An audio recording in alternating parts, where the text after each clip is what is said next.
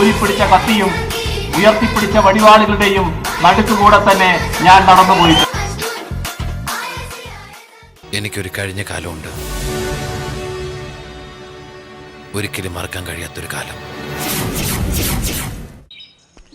ചിരിക്കരുതേ.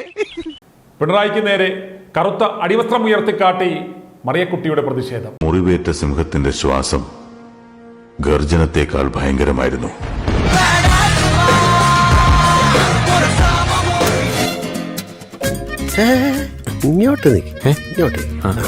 ഉദ്ദേശം നല്ല സമരം നടത്താനാ പ്ലാൻ.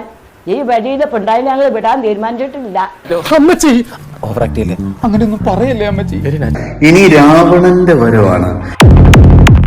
ശ്രീകുമാർ ചെഗുവേര ഇപ്പൊ ആരാ കേരളം ഭരിക്കുന്ന അറിയുന്നുണ്ടോ? ഇപ്പൊ കേരളം ഭരിക്കുന്ന ക്രിമിനലുകളാണ്. നമ്മുടെ മുഖ്യമന്ത്രി പിണറായി വിജയന്റെ കാര്യങ്ങളൊക്കെ അറിയുന്നുണ്ടോ? ക്രിമിനൽ അല്ലേ? Criminal number 1.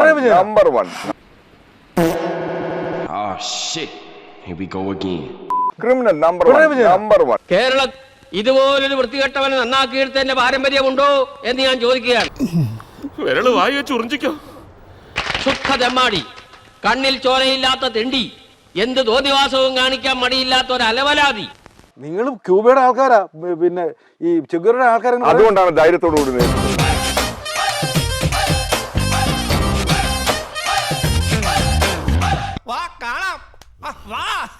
IB എന്താണെന്നറിയാത്ത കിഴങ്ങന്മാരാണ് Gandhi university ഇരിക്കുന്നതെന്ന് മുൻ വൈസ് ചാൻസലറെ മുമ്പിൽ എത്തിക്കൊണ്ട് ഞാൻ പറയാം.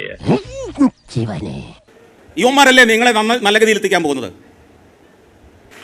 ഇവന്മാരല്ലേ നമ്മുടെ വിദ്യാഭ്യാസത്തെ പരിഷ്കരിക്കാൻ പോകുന്നത്?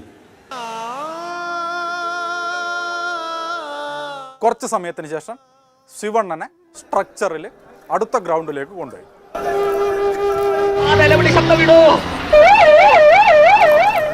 ക്വാളിറ്റിയും അയാൾക്കില്ല. ഇത്രയും അബദ്ധങ്ങൾ വിളിച്ചു പറഞ്ഞ ഒരു വിദ്യാഭ്യാസ മന്ത്രി കേരളത്തിന് ദോഷമല്ലേ? അവന് വിദ്യാഭ്യാസമില്ല, അവനെ എണ്ണം പോലെ അറിഞ്ഞൂടാ. നിനക്ക് എന്തെങ്കിലും ഒരു കഴിവുണ്ടോ? നാറി, എന്തിനാടാ ജീവിക്കുന്നത്? പോയി മരിക്കടാ. കാവടി കളിച്ചു പോയ ആളാ ട്രാജഡി ആയിട്ട് കിടക്കണ കണ്ടില്ലേ? ശിവൻകുട്ടി എന്തെല്ലാം നിലയിലാണ് അപമാനിക്കാൻ ശ്രമിക്കുന്നത്. പുണ്യജന്മങ്ങൾക്ക് ലഭിക്കുന്ന പൂർവജന്മ സാഫല്യമാണ് നന്മകളുടെ വിളനിലമായ സർവജ്ഞനായ നമ്മുടെ മകൻ.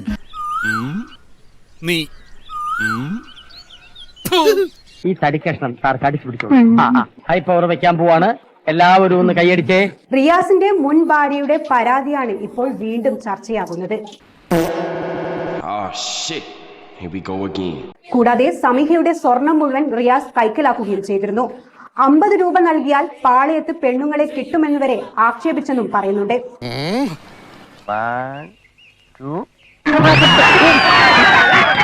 എന്തായാലും പിണറായി വിജയന് നല്ല മരുമകനെ തന്നെയാണ് ലഭിച്ചത്. അതിലൊരു സംശയമില്ല.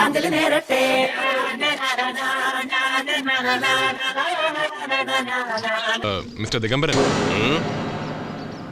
അയ്യോ നോക്കി പേടിപ്പിക്കല്ലേ.